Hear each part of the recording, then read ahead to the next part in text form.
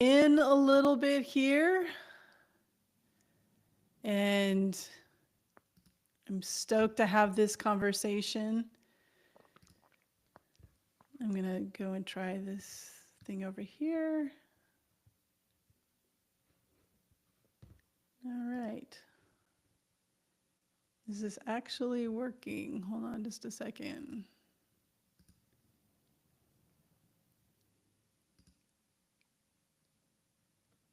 Yeah. Okay. I see it going on LinkedIn. And I see that we're up on YouTube.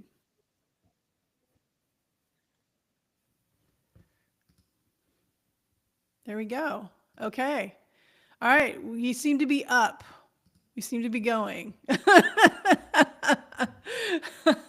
I think I wore this sweater the last time we did a LinkedIn Live, Rev. And so maybe this is my LinkedIn Live like sweater. There you go. That's why we haven't done a LinkedIn Live during the summer because I can't wear a sweater during the summer. So I've got the sweater on. We're here. It is the end of LGBTQ plus month. That is what one of the many things that October brings us is this opportunity to learn about LGBTQ plus history. How did we get to where we are today?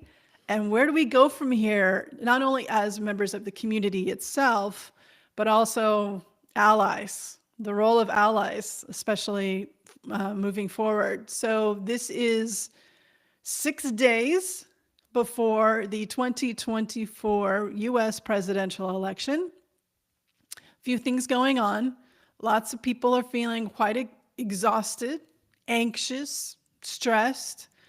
Tensions are continuing to rise within the workplace. That's where most of my work with clients has been over the last 3 or 4 months, is just supporting how to have communications, how to have conversations, how to talk about politics within the organization, how to position your organization.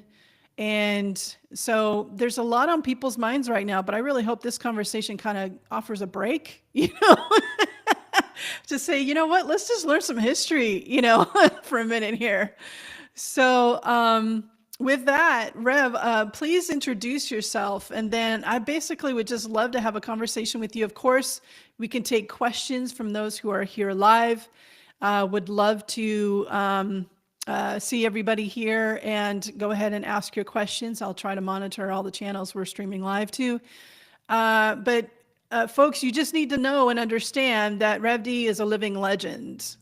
She is an LGBTQ plus living legend. She's seen it all, it seems like, and she has deep knowledge and personal experience. So if you could just kind of briefly introduce yourself, and then I'd love to kind of go back to the beginning to where it all started. And I'll start off with some questions after that. So Rev, In the beginning, well, there was ... dot. well, greetings, everyone. I'm Reverend Deborah Johnson, also known as RevD.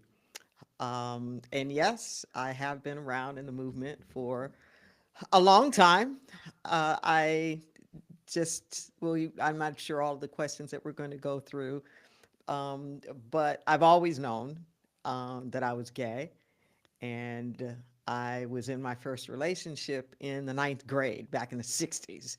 And we stayed together all through my senior year in college. We're actually still friends now. And so I started coming out right about the time of Stonewall. And I have been active in so many different arenas in corporate environments for decades as a diversity trainer with a specific specialty in LGBTQ plus issues. I've done court cases where precedent setting. We can probably talk about that more a little bit later. Movement building, been in the trenches, and I'm here. And if there's anything that I can share that can be engaging and help to, my thing is about, can't we all get along? Really, but healing divides. is one of my passions. Yeah. And I would imagine you're in high demand considering that there's an invested interest in division. Now, division has shows up in all kinds of different ways within different communities, families, faith traditions, workplaces. And part of the division is just controlling access to information and to kind of putting forth a dominant view of, in our example, in our life experience, heteronormativity. So when you were a kid and a teenager, how did you like figure out what was going on or who you were? How did you know that you were different? And did you see any kind of role models or have any language during this time to truly try to, figure out what was happening? And especially if you could talk a little bit about your upbringing in faith traditions as well and what you were taught. Well, it was a desert. Um, there weren't there weren't conversations. I mean, there was nothing. I had zero. Nobody talked about anything. I didn't know of anybody. There were no cards or movies, books, films. It just it was like it didn't exist. And to the extent that there were any conversations, it was always negative, satanic. I grew up Mm. very fundamentalist, evangelical, charismatic, Pentecostal. Um, I sometimes I call it the jumbo pack, and it was hard. It was really hard. I would say it kind of felt like being buried alive. Ooh. It felt like that. Like like there was just so much being piled on and piled on and piled on. Mm. And you see horror movies sometimes where they're closing the coffin and the person can't move, but they're really alive. It's like, I'm here, see me. It's like, I'm Mm. here, I'm here, I'm here. The profound invisibility is its own form of denigration Oh and man. oppression. Yeah, it was rough. But there was something inside of me that just knew. And because I was a bit of a math nerd, my mom and her sister were both math teachers at at the same school. Um, just by sheer probability, there's like out of all the people on the earth, it'd be amazing if I was the only one. Right, right, totally. Of course. But you that's know, part of and the effect, right? Is to make yeah, us feel like we're the only ones. yeah, and I felt okay with me Mm. inside, Mm-hmm. but it was like nobody else is going to be okay with that. So then you go through, what we call the internalized oppression, Mm-hmm. where we have to work through the ways in which we have bought into or embodied the negative messages that the dominant culture is saying about you. So it was a lot to unpack. No question about that. And I had that experience of the internalized homophobia. I was raised in a conservative Christian environment where it was like you weren't allowed to dance. Singing sounded like you were always sad and depressed. There was Mhm. no joy in it. Yeah. I was shown those movies as a teenager that Kiss, that rock band, was stood for Knights in Satan's Service, and that rock was from the devil and backmasking and the whole thing. And there was a lot of scare tactics to control our behavior. Yep. And still, even coming through all of that, when I started to realize my own sexual orientation, my struggle was primarily around, is God going to still love me? So I had a problem. I wasn't settled in my skin. I didn't accept myself. And that's when the ideation, the suicidal ideation started to happen, is because I didn't have a problem with other gay people. I had friends who were gay, and it's amazing that they were friends with me, knowing I was going to these kinds of churches and I Yeah. was teaching and I was running clubs and I was a leader as much as Yeah. you can be in those churches as a woman. To be clear, you weren't allowed to go above a certain ceiling, a very low ceiling, and be a leader in these kinds of denominations, even though I tried to push those barriers. But, so I didn't have a problem with gay people. I just didn't know, I didn't feel okay with it being my experience, because I was afraid of God not loving me anymore. And I was in my late 20s when I was going through this. I was a late bloomer. There's a lot of signs of it earlier, but it wasn't on my radar because that wasn't an option. Even though Yeah. I did have language, I did know people, I did have examples, which is different, and that's because of built on the shoulders of your generation and leaders like you who have lived out loud. And so I could have examples, and I still struggled. Yeah. And people at this time, young people in particular, have an abundance of media and books and speakers, and we're out, and we're spiritual people, and we are out and talking about it. And so we want people to know that you can be someone of spiritual practice or a person of faith and be LGBTQ plus, should you desire to follow that kind of faith, whatever faith tradition or spiritual practice that means something to you. And yet people are still really struggling, and we're still seeing people have the same issues even with the examples. It's a continual education and awareness, and it's and that internalized homophobia, I don't think is talked about enough. We talk a lot about how other people are going to treat us, but there's so much of that internalized homophobia that I can certainly relate to, that may even have even more power over us. Yes, for sure. Underneath it all, the issue is really gender. That's the issue. The issue and the big quote unquote sin, whether it's socially, religiously, societally, um, is being non-gender conforming. Mm.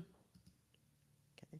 So way before people have any kinds of relationships, it really isn't about behavior. The bullying that starts in school starts really early. And the less gender conforming you are, the more bullied you get. And the less gender conforming you are, the more likely you are to recognize your sexual orientation at an earlier age. Hmm. Okay.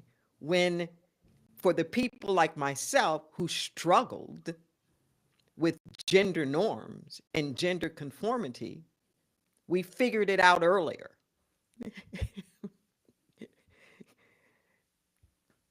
And that's the big kahuna, so to speak. If you look at this, and part of the reason why you say we're still going through this, and probably will, because the next big myth that has to be busted is the myth of binary male and female. Mm-hmm. Okay. This is as big The last time we came through anything this big, it was around race. Okay. Of this idea that there was real distinct differences between race. When genetically speaking, we're all 99.99% genetically the same, which is why we can switch body parts, and blood and all of the rest of that. But this idea that there is absolute male and absolute female, and that these two things are mutually exclusive is just not true. It isn't true. And I invite anybody who's listening to check out a YouTube video that I have on this called Gender Made Simple. But biologically speaking, we both have, everybody has male and female hormones. I won't go through, all of it, but the point is that everybody is a combination. And when you look at what's happening now, particularly in the social political movement, all of these efforts to try to ban trans people, to try to push the traditional marriage. So much of what's behind Project 2025, if you just open it up from the beginning, it's this underlying agenda and wanting to eradicate anything that even so much as implies, take it out the books. Don't let the kids see it. Don't talk about it.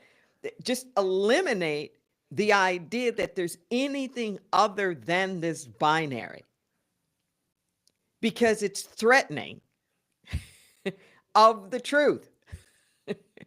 And this is a long haul, and I don't want to make light of it, because a lot of what we call homophobia or division and people being anti something, what they're really trying to do is to protect their own paradigm. Mm-hmm. Great point.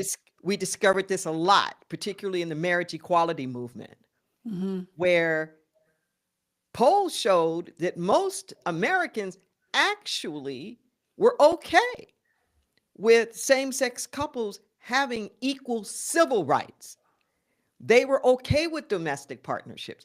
Just don't call it marriage, because that then becomes an encroachment. See, and marriage is the foundation of family.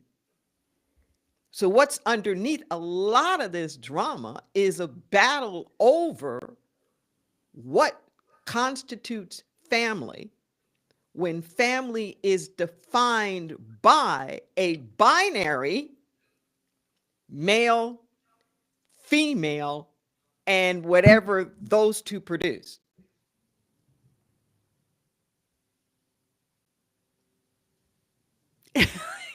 And it's never been true. I mean, you go back to, even native communities, family, it doesn't mean that the parents live long enough to raise the kids. There's a grandmother involved, or there's an aunt or uncle, or there's somebody that, and so one of the qualities around DEI communications, which is what I focus on, working with communicators on how to have a DEI lens on their everyday work and their strategic objectives in serving their organizations. It's just calling a thing a thing. It's naming it. Yes. And I feel like we have been, especially since the summer of 2020, giving each other and ourselves more permission, and more permission is needed, more permission to name it, to call a thing a thing. And so to say, this is what a man looks like, and here's the man box. It's a great TED Talk if anyone wants to watch it, but there's a TED Talk out there called The Man Box. It's really good. And then this is what it means to be a woman or a female. when it's not true in nature anywhere, right? Like it's socially constructed. And I really appreciate that you're saying there's a greater context here of why the LGBTQ plus community continues to be politicized and be weaponized as a form of division, is because you're not obeying our Collateral definitions. damage. Collateral damage. I can Not to see cut that. you off, but Yeah. collateral damage. That makes more sense, right? Even with many of us in powerful positions, it doesn't matter. We still have this kind of, as long as these definitions reign, rather than like something that I often say, Rev, in my Pride talks or my LGBTQ training sessions and talks, is, people go, the acronym, it's so long, I can't get it right, I have to slow down. It's like, okay, slow down when you have to say it. That's totally fine. LGBTQ plus. So many letters. Why are there so many letters? I love getting these kinds of questions because it's really what's on people's minds. It's like, name it, right? Name what your issues are, what your questions are. Let's have a conversation about it, right? So what I say is that we're getting the plus is really has even way more initial letters and words and phrases after that plus, because what the acronym affords us is that heterosexuality is just one way of showing up in the world. It is not the way. It is one of many. And so this, but I want to talk about the acronym because you and I have had conversations of where it was a fight just to get the L added to the G. Can you kind of take us back at that time and kind of the progression of the acronym? Yeah, and I want to be specific in just in what you just said. It isn't just that heterosexuality is just one amongst many. The issue that we have here in all of these isms is the exceptionalism, is the supremacy. That's the problem here, okay? Is that heterosexuality is considered not just one of many, or not even just the best, but like it should be the only.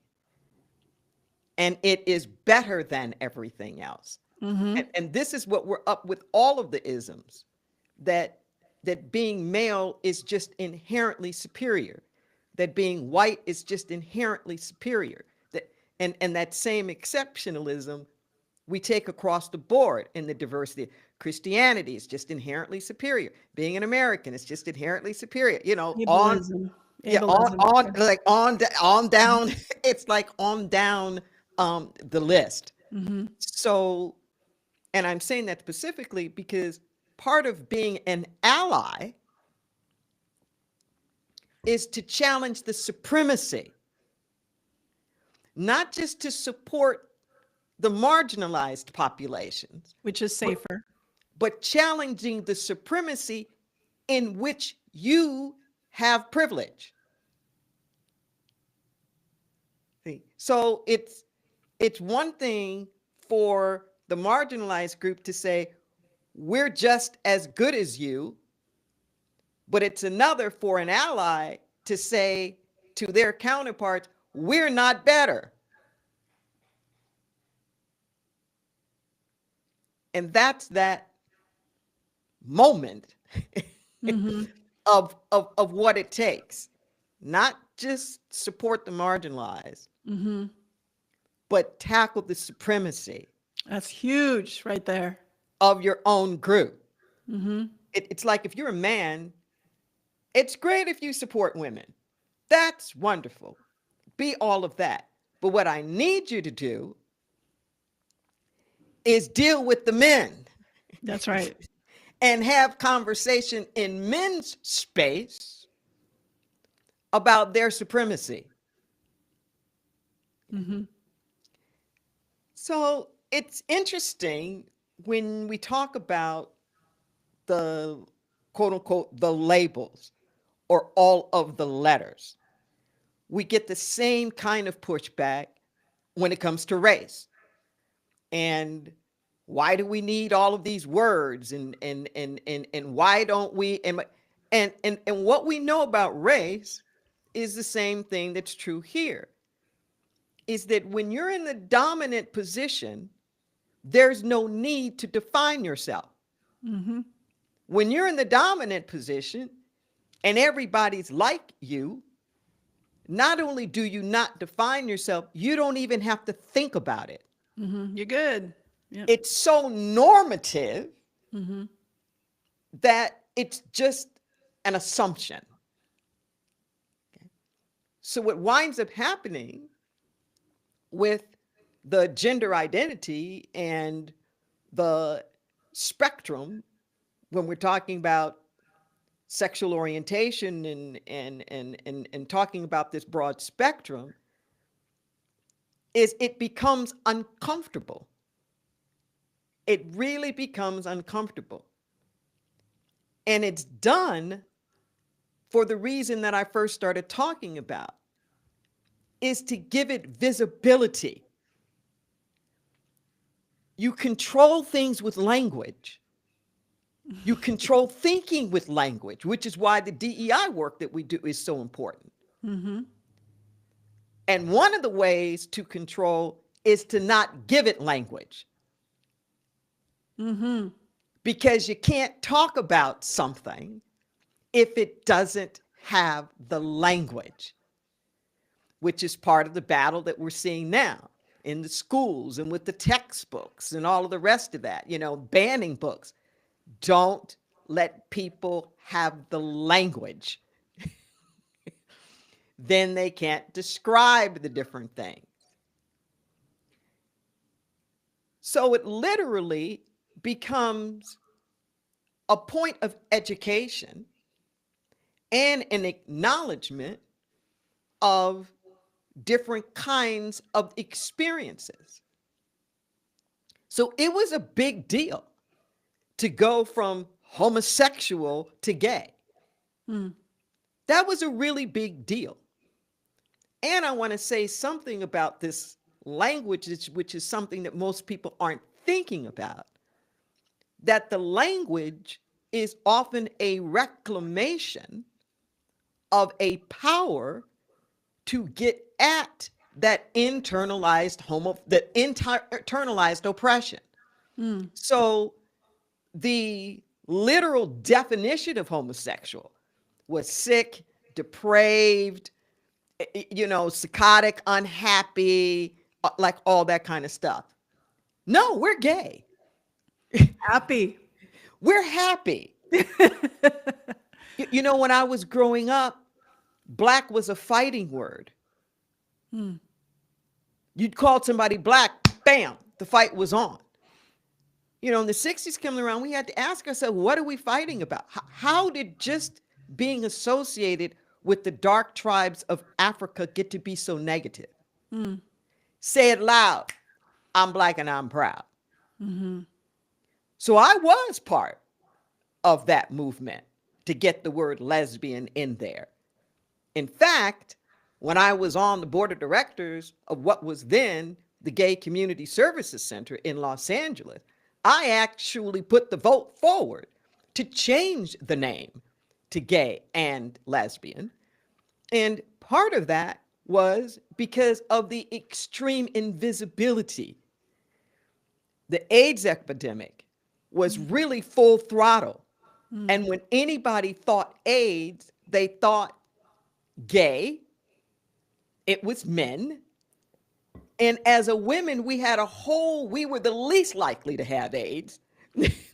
And there was a whole different life. We didn't do the baths and the clubs and all that. We had like such a completely different life experience. Mm-hmm. And it was to get rid of the invisibility. But it was also like the word black. Why was lesbian a bad word? It just meant being from the Isle of Lesbos. And what was so wrong with the Isle of Lesbos? Like, what's so wrong about the black continent of Africa? It's the place where the women were exiled. It was this thriving female community of poets and artists and writers and whatnot. So when we claimed the word lesbian, it was a cultural context. When we said lesbian, it wasn't even just about a sexual orientation, but a woman identified woman,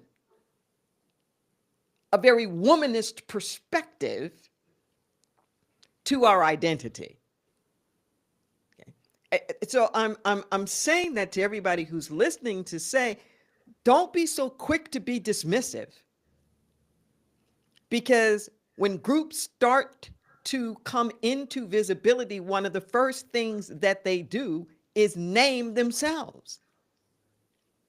One, because of the invisibility, and two, because the names that people have been using for them aren't accurate descriptions. Mm-hmm. Mm-hmm. They're not. So whatever discomfort we may have sometimes, don't limit everything and think of it as just political correctness.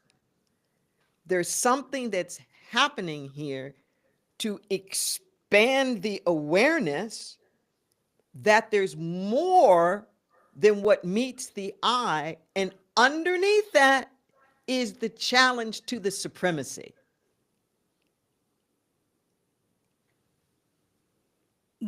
Such excellent points.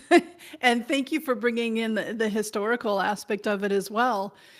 You look at people of my generation and older who still struggle with pronouns, for example, who are a part of the community, but they still don't get the pronouns. And it's younger generations who are identifying themselves, Yes. that are naming themselves. And yeah, go ahead. No, go. What I was just gonna, didn't mean to like cut you off there, but it doesn't, it never ends. It's always evolving. Mm. So when the next generation came along and started using the word queer,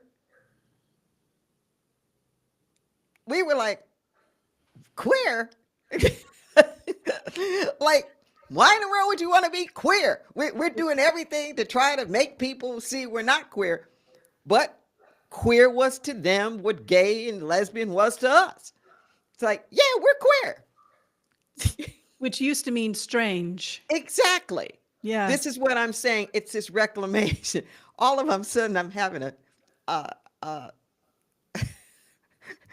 I'm having a picture of my mother, and it was something on radio, whatnot, and she goes, "Funky?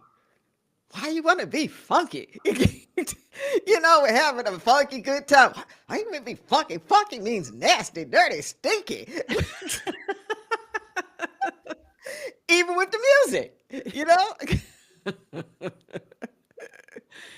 I love these points, and giving ourselves visibility, and yeah, the control of language controls behavior. Language leads to behavior. Many people hear me say that all the time. And this is why my money is on communicators, to really help turn this ship around and get us, to around the corner of the next spiral of progress, to reclaim the terms DEI, reclaim the term of woke, reclaim the term of CRT, and so many other terms that have been stolen and weaponized. And when you're a first mover to introduce a term to a population that is not familiar with it, they're going to believe whatever first definition they're given.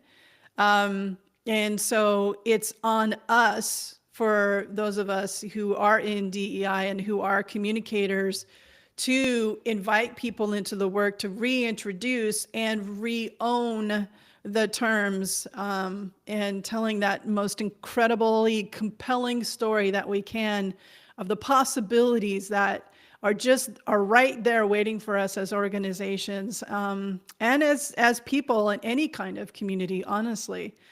So you had mentioned being there at the LA Diversity Center. I forget what you said it was called at the time, but when you were there at some really critical points that shifted the movement, and created more inclusivity between men and women within the community. So if you could talk a little bit more about that and what it was like being in LA as AIDS became an epidemic. Yeah. Um,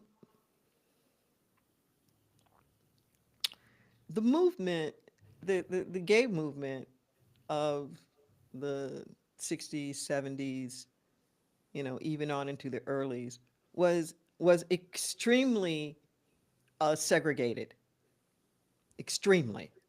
By gender, race, both, Everything, in every class, way. Yeah. race, gender. Um, I remember a woman that worked at the center saying to me once that, in terms of gays and lesbians, that we were the only people that are working together because we decided not to be with each other.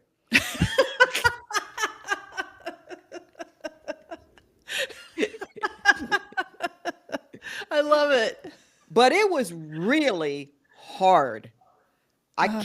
There are no words to tell you how hard it was.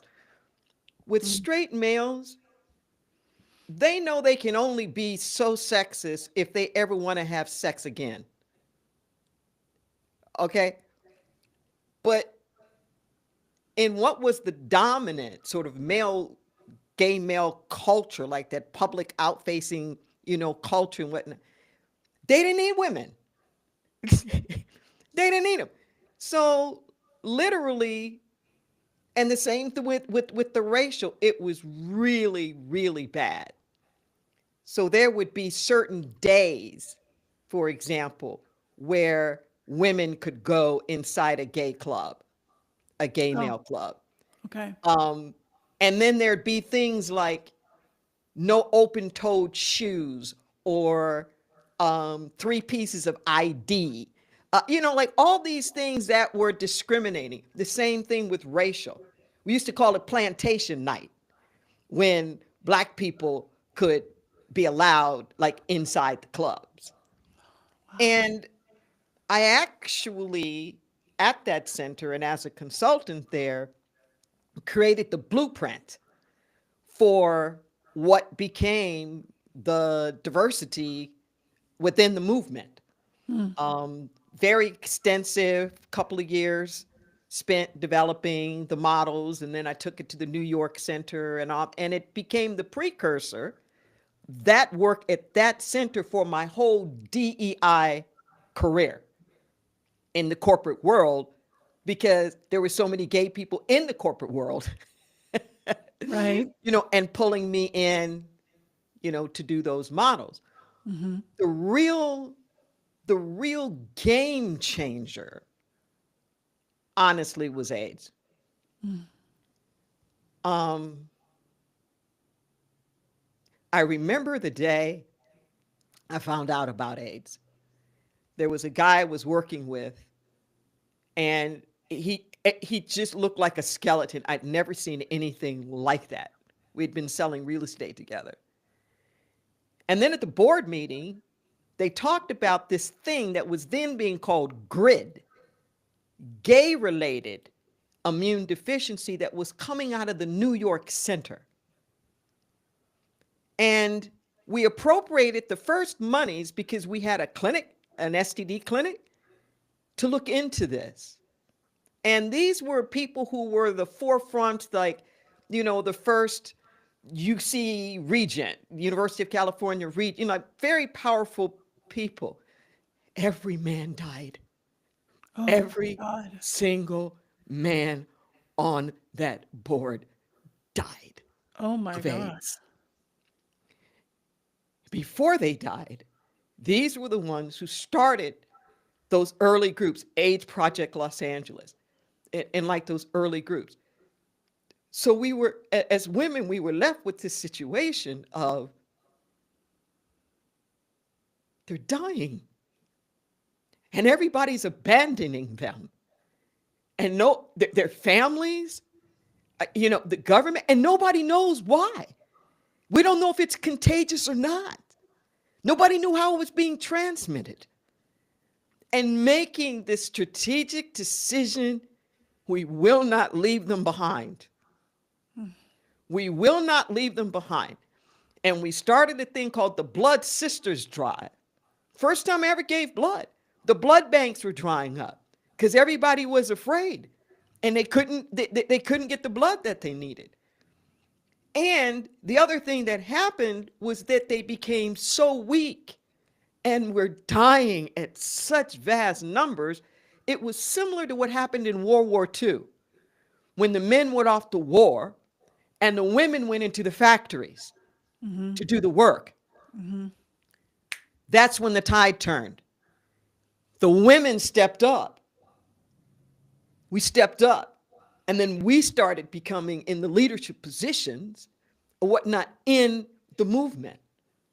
The church turned its back, everybody. So the caregiving that's necessary with AIDS, because it's very, very degenerative, progressive, that it's like growing really old. So in our 20s and 30s, we're dealing with our friends. Some guys I know were widowed 3 times before they turned 35. The kind of caregiving that it took, it aged us, is what I'm trying to say. It aged us, but we came out with a level of maturity and strength in confronting everybody from the CDC, Anthony Fauci, Yeah. to the churches that wouldn't bury us, send us back to faith. There's nothing like death that makes you have to get in touch with your inner stuff. So, yeah, that was the big turning point in understanding the breadth and the depth. So then that community had to start the embrace that we're asking everybody else to do. Bisexuals were marginalized. Trans people were marginalized. Like, everybody was marginalized, even within what this alphabet soup. We ourselves had to get over our own internalized stuff about it, live it, to be able to now stand in it. Wow. Thank you for sharing that. Wow. And I bet a lot of people didn't know for how long and to what extent. And that's where ACT UP started in New York, right? Is to try Yes. to get that visibility. I have the dubious distinction, Oh, because ACT UP was known for just being anarchist, and all the rest of it. I have the dubious distinction of being the only facilitator ever hired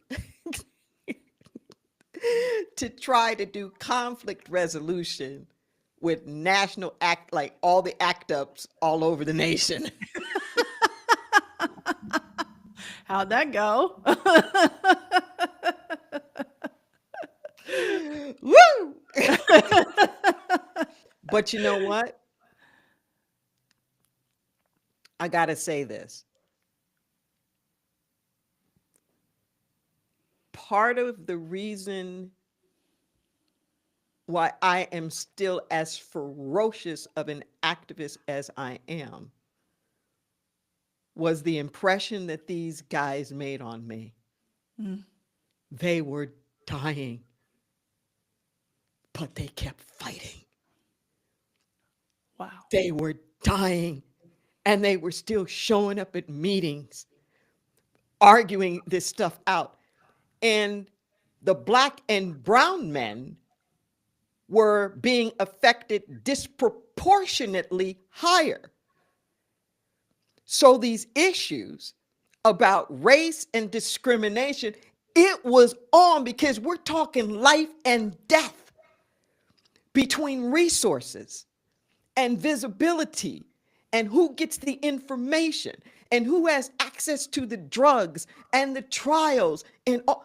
So, I mean, we were working this stuff out when the stakes were so high. But you know what? We never resorted to violence. That's right.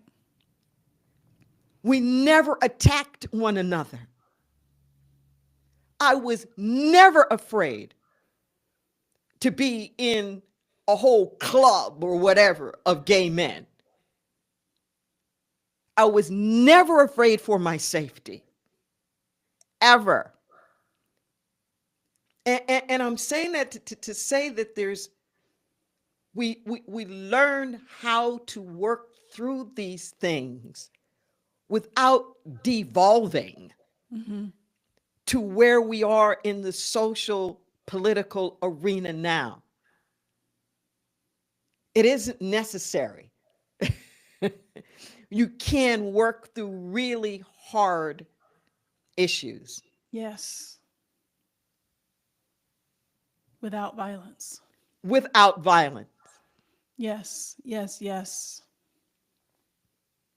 That's an excellent point. Without violence and without making other people collateral damage for you trying to protect your position, For your agenda. for your agenda.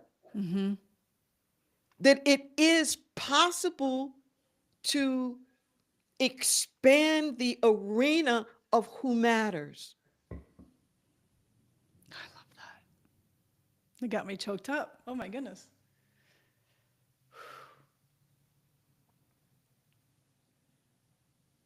And that is essentially what that alphabet says. We think of discrimination as just being overt actions.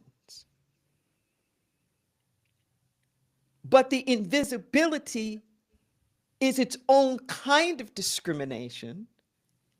And honestly, in some respects, even deeper. I remember when Martin Luther King was talking about this.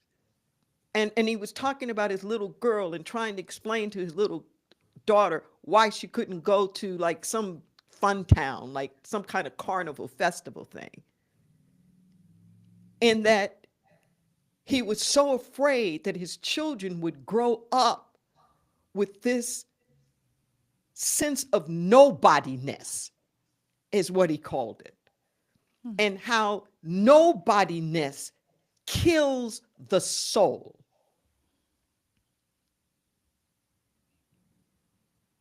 So I know that people think sometimes that just because there's not a lot of conflict or overt discrimination going on, that all is good. Right. And that everybody's fine. But the invisibility and lack of affirmation. Just think about your own family, for example. There didn't have to be a lot of violence and discrimination or whatnot going on in your family. But if you felt ignored and you felt invisible, like you didn't even exist, oh, that had an impact. Yeah. Absolutely. Whew.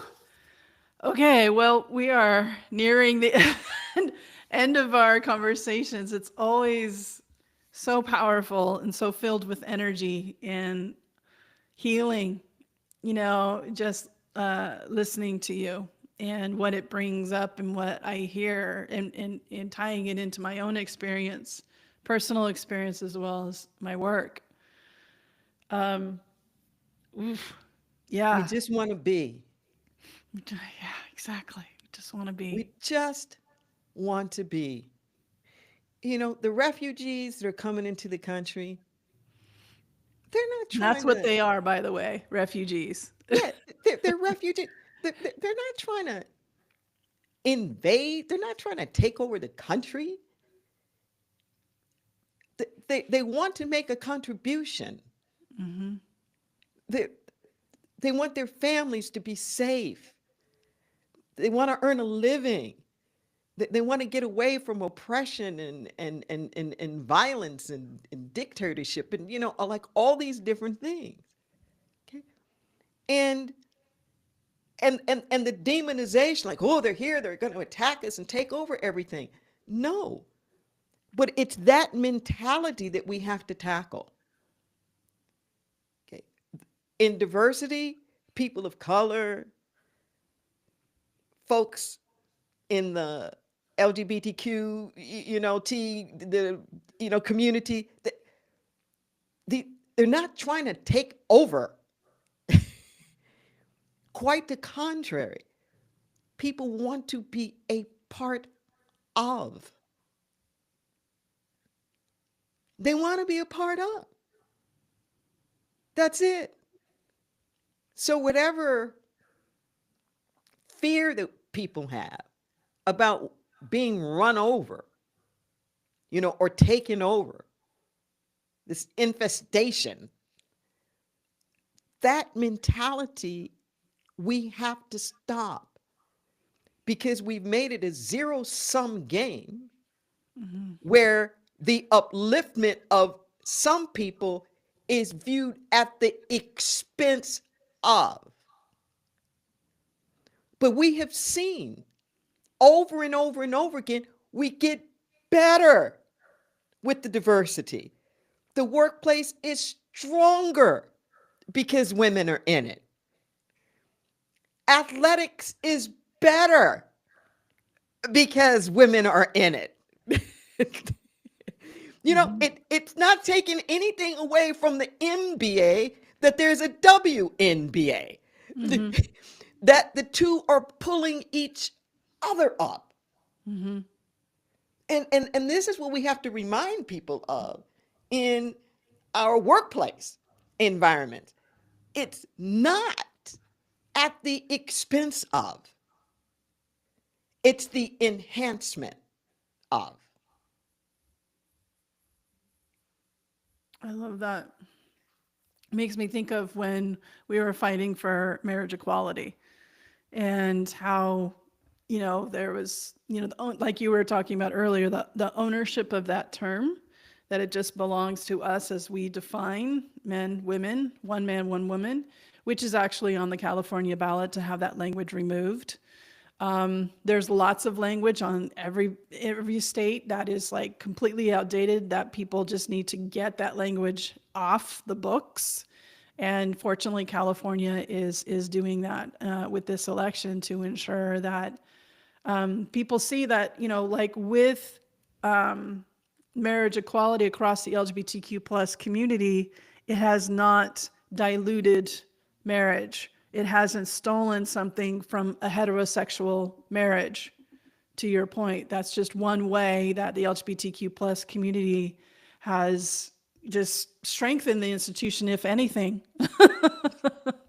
And it still amazes me that marriage equality became the premier issue in what Why is was that? what was a liberation movement that Oh, was right. questioning heteronormity, Yeah. and, Then and we wanted to everybody's get rid getting of it. married. Then we were like So us too. it's just to say everybody rubs off. Everybody rubs off on each other. I'm really pleased to have been in a court case. Actually, this is the 40-year anniversary of it, that set the precedent for the inclusion of sexual orientation as a civil rights issue. It was in the state of California, but it wound up setting the national precedent, so we can have things, like marriage equality. And in that case, I won't go through all of it, but one of the things that really sticks out is that when we finally won at the appellate level, unanimous opinion, certified for publication, they they said that the list of things in the Civil Rights Bill, you can't discriminate on race and sex and national origin. It's meant to be illustrative, but not exhaustive. Mm. Illustrative and not, we don't want to have to write, don't discriminate on this, don't discriminate on that. If it has no merit or no standing, just like don't do it. Don't do it. And it's this kind of inclusive, we're really at a point now in business of where we are with the nation, Okay. where you have a Statue of Liberty, you know, bring me, you're tired, you know, you're hungry, you know, your tempest tossed. It's like, bring them to me Mm-hmm. with this understanding that more people under the umbrella, we're going to be stronger.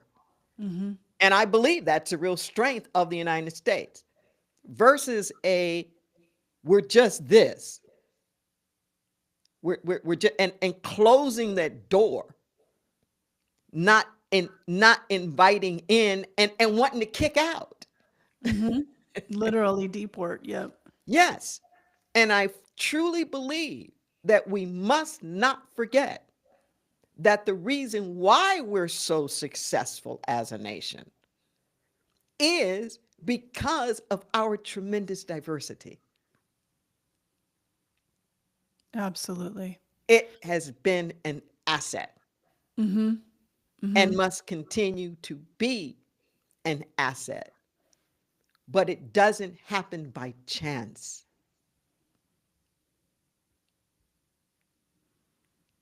Intention. Intentionality. Intention. Mm. And Which is one that's of what your we books. can't lose. Mm-hmm. Mm-hmm. I don't know if we're going to have to rebrand, but we can't lose the intention. Mm-hmm. And that's my concern now.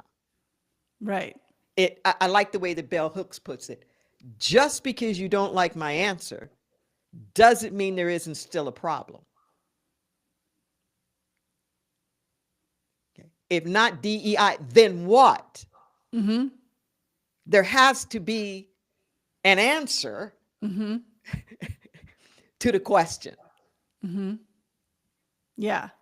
Absolutely. It doesn't mean like if we're going to stop talking about that the problems, the culture problems are organization, culture problems show organizational problems show culture problems.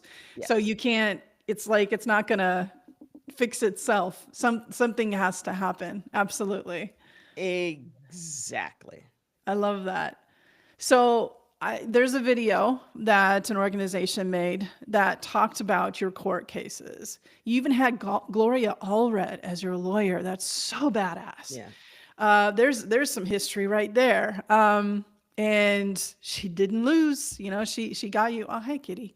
But there's a video that was packaged that told that story. Sorry about the cat It's tail, the everybody. intro. It's an organization called History Unerased, and it develops curriculum for schools around LGBTQ IA history.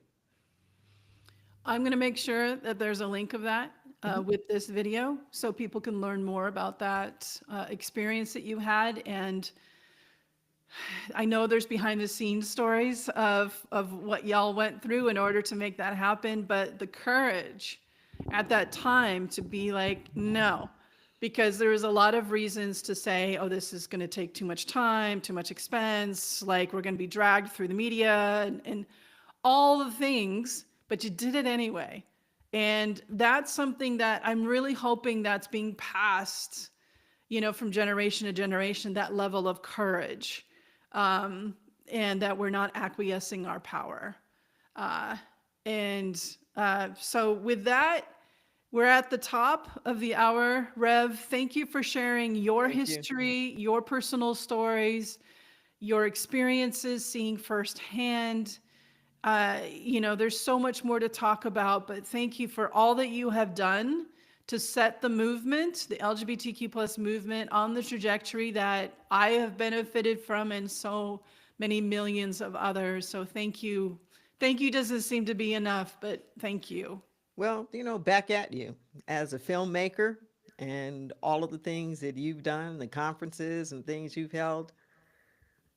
We're all in it together. And for all of you who are listening, I say thank you for all of your efforts to help make this world a place that is kind, compassionate, and inclusive. Amen. Thank you, Rev. Thank you. All right. That was amazing. And you got me. You took me out a couple of times. That was